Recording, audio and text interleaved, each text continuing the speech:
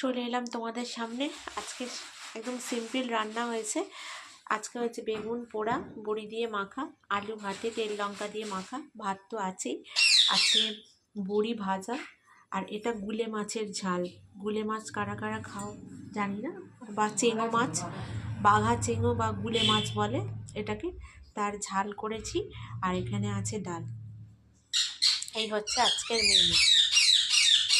কেমন হয়েছে সবাই জানিও, আর সবাই ভালো থেকো, সুস্থ থেকো। হ্যাঁ, আর একটা আছে, এখানে চাটনিটা আছে, চাটনিটা এখানে রাখা আছে, দেখাতে ভুলে গেছিলাম। আর আমার বর গেছে লেবু কাটতে। তো আজকের মেনু এইটাই। কেমন হয়েছে জানিও।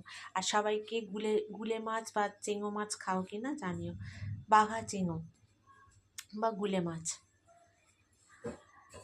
তো আজকের মতন টাটা, সবাই ভালো থেকো, সুস্থ থেকো।